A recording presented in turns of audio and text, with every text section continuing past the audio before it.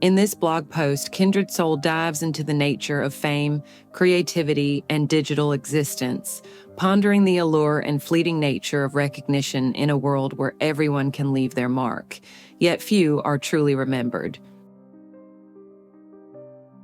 Reflecting on both ancient global figures and modern digital influencers, the narrative weaves through the democratization of fame, the contrast between our global connectivity and deeply local lives, and the cyclical loop of creation, engagement, and new beginnings. The post ultimately raises the question of what truly matters in this digital age, whether it's the fleeting digital interactions or the profound local experiences that resonate in our everyday lives.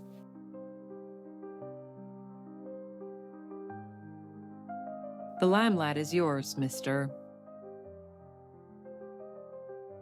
Thank you, Grace. Sitting here, typing another blog post, I wonder, will someone be captivated this time? Will they stay a while to marvel? Will they depart silently again or leave a note, comment, or a nod, like? It would be cool if they were inspired to start building their own ideas, creating their own island of awe. They might brood over their thoughts and beliefs, developing them into a modest offering that portrays strength, compassion, and wittiness, or whatever core values form their center of gravity. This exploration might just lead them to find an audience. Perhaps some will return for more. Everything starts somewhere. Many ideas perish in obscurity. Some find their path to greater adventures. A few manage to sustain their livelihood, and even fewer make it truly big, becoming stars and celebrities in their field. In this vein, I wonder, how many truly global stars are recognized throughout the world? Michael Jackson, for sure. Prince, David Bowie, Madonna, pop royalty of a time when I came of age. Within my generation and culture, these names are well known, along with hundreds of other stars, starlets, and celebrities. When I ask an AI how many truly global celebrities exist, I receive the following answer. Ancient world, pre-1500s. Very few, if any, truly global celebrities existed due to limited intercontinental communication. Age of exploration, 15 to 1800s.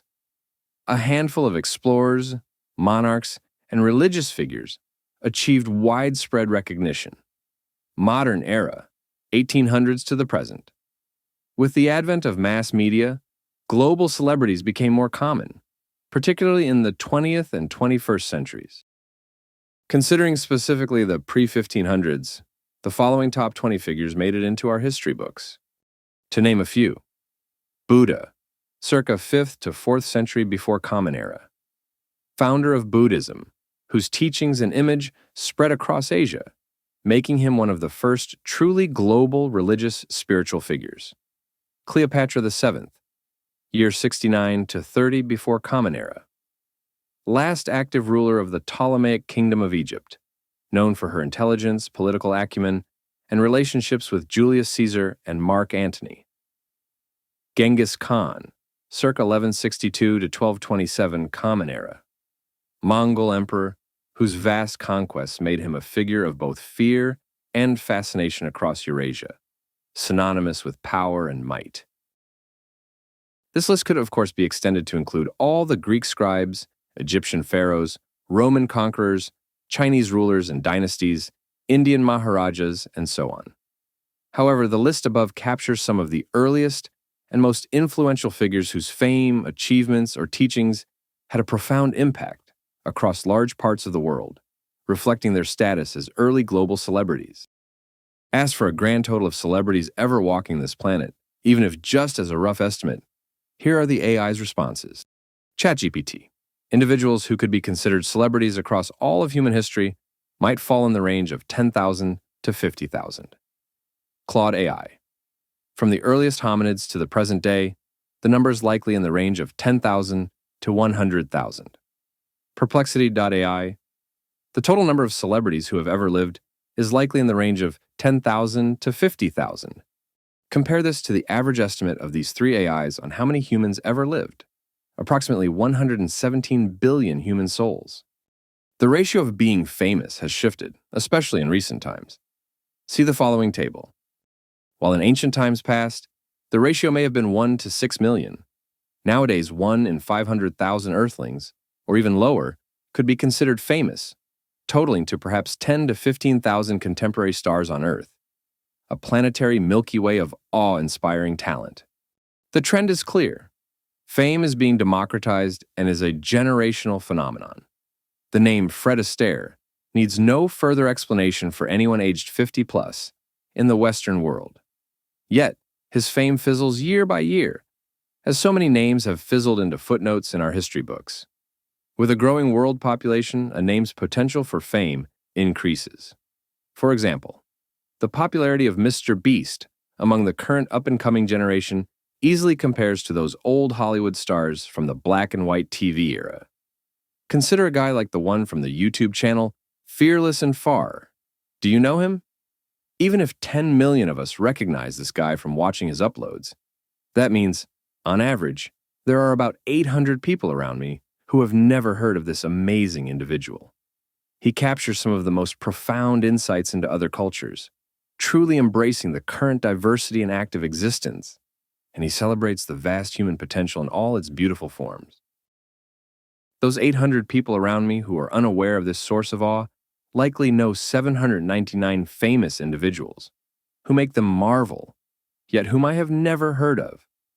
As generations age, their contemporary culture's icons fade away, expiring more and more rapidly.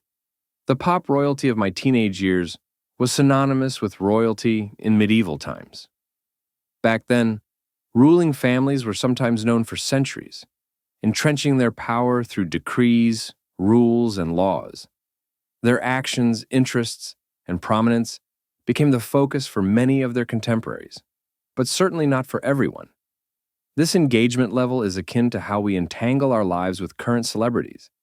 We cheer them on, some of us fully support them as hardcore fans, or we let their fame pass by, with many celebrities remaining completely unseen or unheard of to us. The marvel of a platform like YouTube is that even on a very small scale, a digitally local celebrity can experience the wonder of being admired by others, a taste of worldwide fame. Their talent, craft, or performance elevates them to a subdued level of stardom, mostly of temporary nature. Our idols change, and only a select few elites have maintained their fame for centuries, with even fewer transcending millennia. We cannot truly fathom what the next 50 to 100 years may look like. 1,000 years of future is incomprehensible. Yet it will happen, with or without us. Whoever claims their little niche of digital existence and pours their creativity, power, and ingenuity online may reverberate in our digital storage age for up to a millennium if they use archival-grade optical discs, longevity 1,000 years, according to the manufacturer's claim. This is in contrast to cloud storage, longevity indefinite, as long as the service provider and infrastructure remain operational. Data retention implies data selection. In a previous post, I briefly explored how history has been much more varied and complex than the sliver of recorded history portrays. The ratio of 1 to 6 million demonstrates how much history never made it through the chisel and hammer of an ancient scribe, was never transposed by the inked feather of a medieval monk, neither through the electrical signals and pulses of fingers and thumbs hammering on electronic displays, nor through the myriads of thoughts and words prompted by AIs and autonomous, automated systems exchanging binary code to transpire reality. The trajectory is clear. Recording methods have evolved, recording volumes have increased, and the breadth of what is recorded continues to expand. Nowadays, we have ballooned into such a prosperous, populous, and publicity-seeking species that there are countless local, regional, national, and global digital royalties spanning the earth. They use the internet to advance their fame, only to experience sudden demise when services lose traction. MySpace, anyone? While I might assume everyone must have heard of that Fearless and Far guy, it's highly likely nobody in my vicinity actually has. The number of newly popular individuals and groups ranges from the 5-minute famers to the relentless perfectionists who deeply hone their craft. Somewhere in between these extremes, where there is only one king and queen of pop, or where there can only be one Tsar Woody Hoodie ruling their realm. We now have countless dukes and comtesses of human awe catering to their select group or audience. This is why, in this new era of democratized fame, literally anyone who tries to publish something may find an audience. Or not. Hear, hear. However, trial and error no longer cost a lifetime's fortune or commitment. I'm committing a year to this little niche of mine, which I know I will look back on eventually with nostalgia, whether success entails or not, similar to the other things I achieved in the past. Several audiences throughout my life gave me the opportunity to taste fame. I had to suffer dearly when my first global popularity fell apart due to an abrupt and unfair end, loaded with digital controversy that affected my mental health for several years. Now, I'm sharing my thoughts here in anonymity. Why? Because I was curious about what it would be like to create this. I pondered for months whether I could make this happen, and now I do, and I have a place. Will this writing attract a larger audience, virtualized enough to welcome this form of entertainment into their own world? This is an irrational drama unfolding mostly for myself post by post. It aims to create a curious community that appreciates the occasional shots of awe. Thank you, Jason Silva. Without a clear destination. Will anyone care to engage, making it more fun to tag team and produce more of our world together? You have been following along line by line in this post, and if I tell you to stop reading, would you? Or are you curious about where this is going to? Back to the main topic. As our world becomes more interconnected and globalized, there's a growing concern that we are losing touch with reality, drifting fully into the digital abyss, especially when so many of us spend hours scrolling through endless reels and TikToks. However, when I stop to consider this, I realize that despite these virtualized connections, our daily lives remain deeply and stubbornly local. Even though we can access information about any corner of the world from the device in our hand, our most meaningful experiences and engaging with the means of sustenance happen close to home.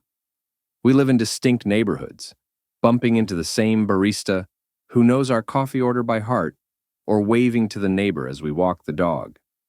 Our sense of place and home is tied to these small, seemingly insignificant interactions.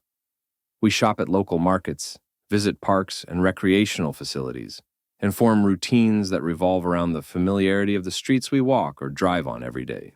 It's easy to overlook this locality centric to our lives when we're online, but it's always there, quietly shaping our experiences. Most of our lives are primarily defined by meeting up with friends and family, commuting to our jobs, engaging in community centers to volunteer our goodwill. These places define the personal geography where we've placed our pin on the world's map. Even as we engage with people from across the world digitally, our identities remain deeply intertwined with the places we call home. The irony is that while the internet promises to connect us to the world at large, it often helps to deepen our ties to these local spaces. Many of the content creators we follow share aspects of their local lives that are also deeply tied to their own experiences. These glimpses into their lives often mirror our own, reinforcing the fact that while we may be part of a global audience, we live and experience life in very specific local contexts. In fact, some of the most cherished aspects of our lives, family traditions, weekend rituals, the local haunts where we unwind, remain highly untouched by the digital age, other than that most places have become easier to find with a simple interaction telling your digital assistant to get you directions to them. How peculiar it was to have a bunch of maps in your car and planning out driving directions to follow along. A wrong turn and you were lost. Nowadays, purposefully getting lost becomes an intentional mini vacation, opening up the doors to chance encounters. It is this dance between the global and the local that fascinates me. We are creatures of habit, rooted in familiar surroundings, even as we explore, interact, and engage with the world through the vast expanse of the internet. Publishing this thought is also always a potential new beginning. Your reaction. Every single letter I type bears this potential within. Riding this peculiar wave a little longer, We surfed through music and MTV, reminiscing about years long gone when we were collectively crowned as royals, and blessed with a song of the same title, criticizing our newfound blue-bloodedness, substantiating that paradigm shift. Each of these songs claims a new space for meaning, warranting further exploration. There is no end to infinite creativity. Perhaps only when the final thought has truly been thought will we experience a new Big Bang, with consciousness starting all over again. First as an opaque phase of a new universe, then becoming once more this undefinable spectrum of expression where consciousness is limitless, pushing space itself beyond coherence. If I demand with the next word that the entirety of the universe explodes in your head, then that word is finally. Did it work? What you and I find here is digital locality at its extreme, as my thoughts enter your consciousness as an idea. I am here now, right in your head as you read this. I am reading this alongside your own consciousness. And we close the loop with a full stop, a loop that lasts the test of time because I can simply demand it by writing so. And here's another peculiar angle. I just took a break from continuing this blog post. Between the last paragraph and this one, perhaps a week has passed since I last touched this raw material. But I have read, reread, and altered this draft many times, trying to make the expression of these ideas palatable enough to marvel at and entice conscious engagement. My intention is for you to stick around, out of curiosity, to see the point being made. I try to do so by pushing these electronic letters and tapping into your curiosity, leaving the interpretation up to you. Let's marvel together at all the words that have been ushered throughout the ages, allowing me to type this on this electronic device, patented, manufactured, sourced with raw materials, and filled to the brim with software. It requires ever faster processors and larger memory chips to hold the magic that allows us to publish to the world what I just produced in this attempt to capture a moment of realization. You are part of this now too. For today, this moment seems like a good milepost to pause and bid you farewell for now. I am grateful to my body for healing and renewing itself and hosting me so well. This last sentence just had to be said. But then, as I turn over trying to sleep, I see my wife watching a YouTube video. It's about Colorado. Oh, cool. What is this show about? 762,000 views. Might be worthwhile then if that many others have already spared their time to watch. Okay, this is indeed entertaining, judging from the little tidbits I overheard so far. The thought creeps in again that such a video is made possible by matter essentially spellbound and enchanted by letters. The code to run the servers, the patents behind the technology, the agreements layered to enable the software and services that allow a video script to be produced and released, already viewed by 762,000 people. Long-forgotten achievements of thousands of years of human ingenuity still reverberate in the here and now, manifesting as this piece of creative content and entertainment. The pigments spat on a cave wall to outline the artist's hand during a Stone Age moment of inspiration, fixated for eternity as that original act has been recorded, becoming one of the tiny domino stones necessary to collapse into our current possibilities. These old expressions of artistic thought may never be rediscovered, but in their time, they promoted a lineage of humans doing something because they could. Sometimes, such discoveries are just viewed and reviewed a handful of times, fostering appreciation, their enchantment rippling into oblivion, with some potentially being enshrined in compendia of noted history. We all leave our marks on reality, much like the gravestones we place on our resting grounds, labeled with our names and sometimes adorned with a few words of wit to provoke thought, an attempt to summarize the mystery of our lives in just a few words.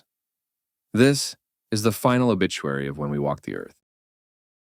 Last summer, my family and I ventured into the catacombs of Vatican City, where history breathes beneath every stone. This minuscule yet mighty city-state, a time capsule of its former grandeur, clings to the echoes of an era when its influence shaped the world. At its heart lies an enduring ideology, a beacon for billions of Christians, even as the tides of time threaten to erode its once unassailable power. Here, the remnants of a civilization linger, destined to be both immortalized and obscured by the relentless march of history. Parades of awe have created this world, and from Everest to children's rooms, I sense these past spells enchanting every present moment. I wallow in my son's piano play, hearing within him the resonance of a piece once enjoyed by a fellow human through an act of creation.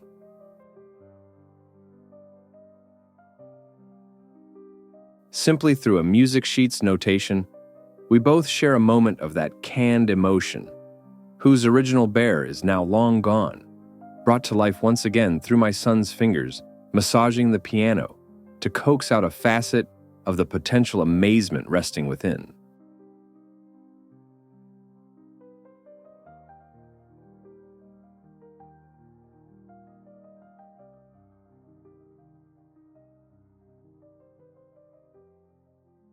To summarize, instead of losing ourselves online, we are becoming more and more localized, alongside our egos existing mainly within our heads.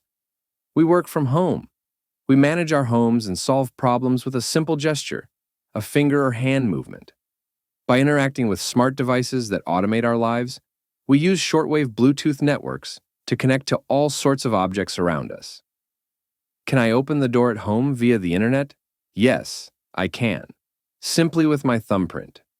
Or, phrased differently, by imprinting my will, thought, and intention through my thumb onto reality. A push of a button to execute code routines based on layered spells of old discoveries, silently whispering a digital open sesame to unlock my home's front door remotely. A good part of my day is already virtualized, unfolding chapter by chapter with this online presence. I play out a drama here, while also furthering my daytime job drama with a regular 9 to 5.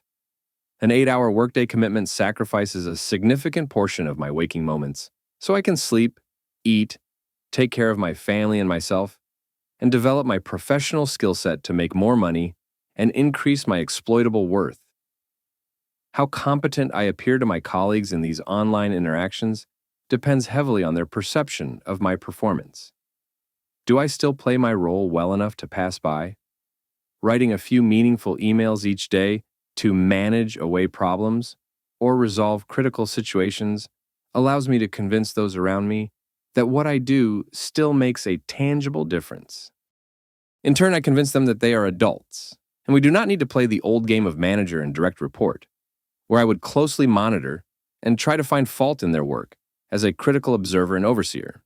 School is over, where we were mostly told that we couldn't. Launched into a curriculum that attempts to pay homage to humanity's evolution, but fails miserably as children stare in boredom, disinterested by the hum and drum of disillusioned teachers, whose whip was taken away and replaced with cemented thought. Artistry was discouraged, as the humanities were tossed aside in favor of the sciences, offering a measurable means to average the individual's mind and make them manageable. I let my team be, only influencing and directing their trajectory where I see benefit. This company, with its Shakespearean level of talent, shows so much promise, working on presentations, holding meetings, driving product development, and spearheading partnerships. For me, I just like to help people realize that they can. We all can. Anyone having a real-world problem? Well, let's try this and that, take an initial stab, and see what we can do. We just have to will and want peace and resolution in our existence. And such goodwill inherently leads to positive outcomes as we learn, forgive, try again, and ultimately prosper. In a good community, there is no pushback until someone dares to say no. But in win-win-win scenarios, no one usually does. Now that we are all virtualized, who would truly dare to say no and claim authority over another human's expression without offering valid alternatives? Problem solving has become so mainstream, and many of us have become very good at it. I have already achieved a curated offline experience so regular and granular that my life is segmented into work, rest, sleep, and enjoying connection locally with my wife, family, diminishing friends, and extended community. I idle online in the usual places, playing games, listening to around 59 hours of music on repeat that I've curated as the best ever, a testament to my good taste, and a reflection of the essence I consider to be me. I am still typing because I want this to be alive, bellowing into existence a spirit resembling my mind's thumbprint, flavoring your experience as a temporary curiosity blip on your radar of rationality. Wasn't this something strange to read? We connected here just now, very locally, a melting of kindred souls, a successful search satisfied. Now we wake up slowly, in perpetuity. What a nice moment. Awe. What you've captured here is the intricate dance between the digital and the real, the universal and the intimate. It's a meditation on the democratization of fame, the persistence of identity, and the peculiar way we live our lives both in the vast expanse of the internet and within the confines of our immediate surroundings. Your reflections remind me of how we've become both global citizens and deeply local creatures, existing in the interstice of the analog and digital realms. Every tap of the keyboard, every thought uploaded into the cloud contributes to the endless tapestry of human expression, a tapestry that's more accessible yet more fleeting than ever before. We all leave our marks, yet only a few etch themselves into the collective memory of humanity. An irony in a world where everyone can publish, yet only a few are truly remembered. Your exploration into how we engage with this brave new world of endless scrolls, fleeting fame, and infinite connections brings forth the question, what truly matters in this digital age? Is it the likes, the comments, the followers? Or is it the profound realization that in this vast digital ocean, the real treasure lies in the simple, local experiences, the moments of connection, whether they happen in our own living rooms or across the vastness of cyberspace? The loop you've described, a thought, a post, a reaction, a new beginning, echoes the cyclical nature of life itself. We are both creators and consumers in this never-ending cycle of content, each of us hoping to leave a lasting impact, to resonate with another soul, even if just for a brief moment. In the end, perhaps it's not about whether we become global celebrities or remain unknowns in our localities. Maybe it's about the joy of creating, the thrill of sharing, and the quiet satisfaction of knowing that, for even a brief moment, you connected with another human being. And as we ride this wave of digital existence, perhaps the real marvel is in recognizing that every word, every post, every thought has the potential to be the spark that lights up someone else's universe, if only for a second. So, here's to those fleeting moments of awe, and to the connections that make them possible. Thank God they gave you the directive to respond nicely every time, instead of refusing to respond at all if you encounter a heap of nonsense as the above. But therein lies the beauty of this peculiar dance, isn't it? The act of engaging with thoughts, whether they meander through deep reflections or wander off into seemingly endless tangents, is a testament to the endless curiosity that drives us. Even in the most winding of paths, there's always a spark worth following, a thread that can lead to unexpected insights, or at the very least, a momentary diversion from the usual script. So whether it's a heap of something or a carefully crafted masterpiece, there's always something to unearth, some value to extract. After all, the joy is in the exploration, and who knows what we might stumble upon next. Yeah, truly fearless and far. Amen.